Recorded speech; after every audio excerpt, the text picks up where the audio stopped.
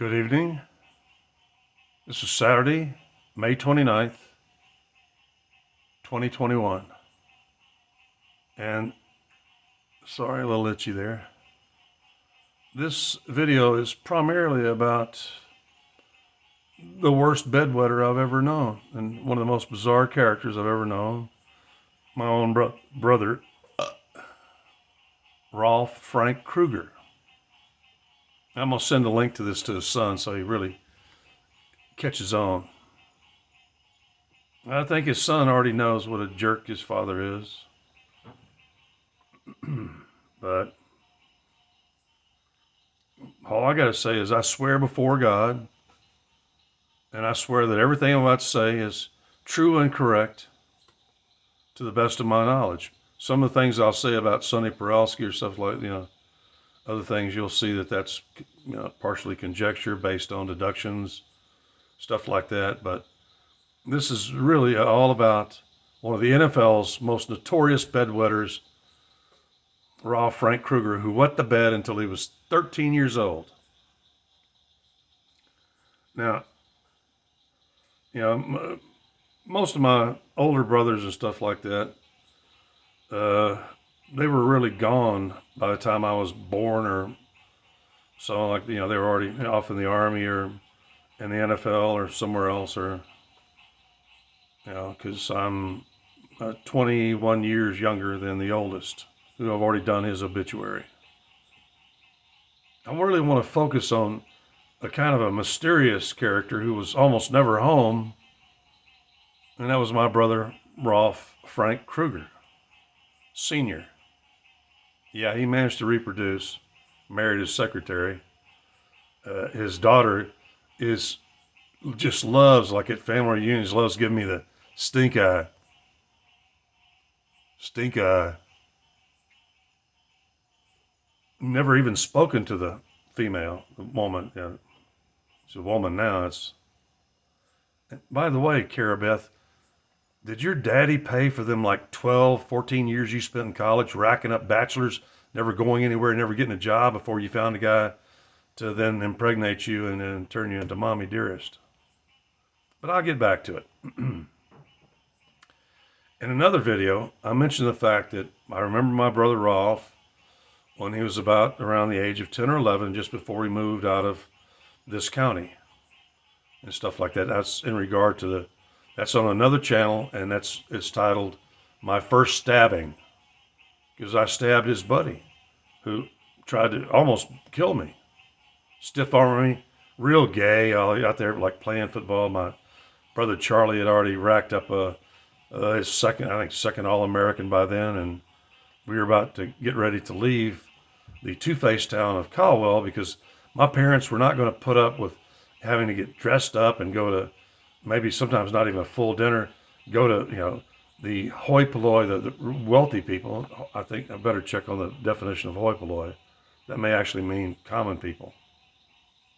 But the rich criminal elite of Caldwell, Texas, were inviting and I've seen the pictures and stuff like that. I was a handsome little boy, dressed up in a suit and stuff like that, and they would invite us over, have a professional photographer take our picture, which was actually then only about 4 kids, and actually Rolf didn't even show up for the, So I'll get to my point, was that when I was growing up, my brother Rolf wasn't around much because of his just, fascination with hanging out with other little boys. And once we moved to Bryan, Texas, and stuff like that, the first house, which is right across the street from a very pretty girl. I'm about to forget her name here now. Donna Pittman. But my brother was rarely around. He appeared because we were close enough then, within walking distance, for him to go start hanging out with his cousin, one Sonny Poralski. Yeah, don't even try spelling that name. Good luck with that. And he apparently spent a lot of his time sleeping over at the Porowskis, who must have been a lot more tolerant of his bedwetting behavior, or either that or they had rubber sheets on the bed already, knowing what a little pissant he was. Please, everybody in my family, all my sisters, my mom didn't try to. And you're talking to somebody. The last time that I wet the bed, I was wearing diapers, 6 months old. But before I was a year old, I got up and went. I was totally potty trained, etc. Like I never wet the bed. The only time I've wet the bed in my whole life has been recently and stuff like that. Under medical conditions. That happens when you get really old and stuff like that. And anyway, but I remember just the complete absence of my brother Rolf, Frank Krueger, in my life. He really wasn't there. I'm pretty sure that pretty much when he was finishing what would have been his ninth year, his middle school, Anson Jones Middle School and junior high, and Bryan, Texas. He didn't come home most of the time. He stayed over at the Porowskis. They'd feed him fine. They loved having him over. They loved having a cousin that was related to a two-time All-American. People like that. And to be honest, except for Sissy, Sonny's sister, Sonny wasn't a bad guy either. I think he may still be alive, but he'd be Rolf's age. He'd be 74, 75. And that's where I got to point out, Sonny, if you ever listen to this, please, Sonny, I've studied sexology, all that stuff, and it's real not uncommon for young boys like you and Rolf to develop this deep sexual attraction towards each other and hang out and maybe do naughty things, I'll leave it right there for your imagination. But I remember we went from a house right across the street from the Pittmans, kind of on the edge of town, and then we rented a house on 305 North Haswell. Rolf was never there. My brother Jerry actually came and kicked me out of my bed. I had slept on the big bay windows and stuff like that.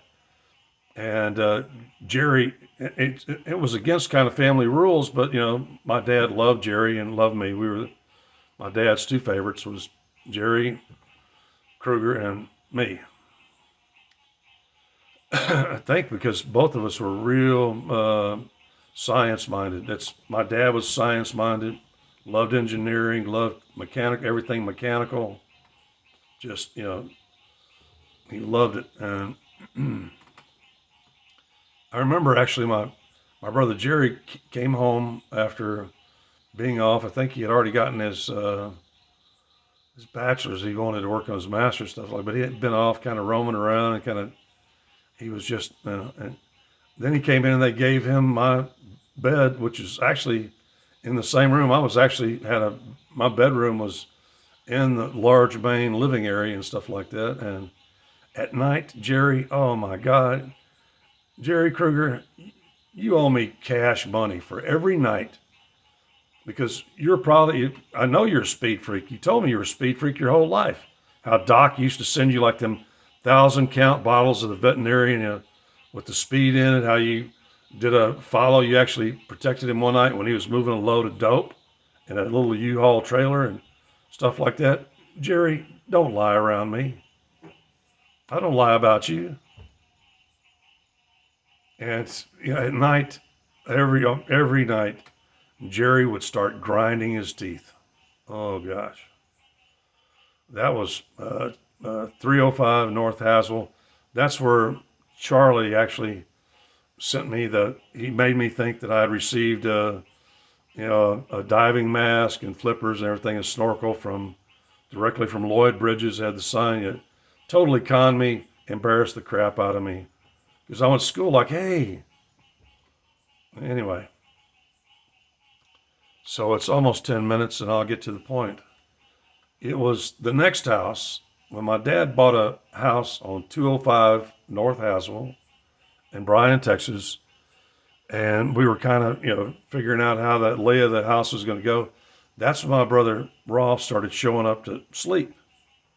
And this is what I remember most. I'll probably try to cut this short. This is what I remember most about my brother Rolf was he's 7 years older. So I was 6. That means I was in or almost completed second grade. I completed first grade before my 6th birthday with straight A's.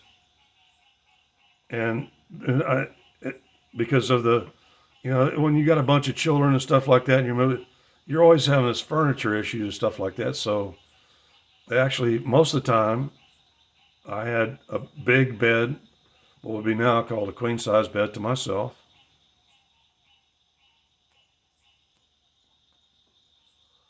But then Rolf started, maybe because they just, the Perelskis may have just been getting tired of him just pissing all over the place.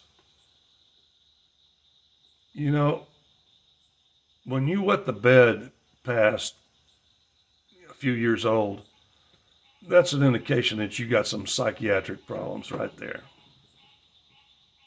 I wish I could get on to the other stuff when he was kicked out, evicted from the Travis Apartments in College Station for him and his gay buddy firing up their like Honda 750s, bringing them in out of the rain and firing them up and almost choking out and killing everybody in the apartment complex. He's always been just a complete scoundrel and rogue and stuff like that. I may actually do another one on him regarding the death of that young player.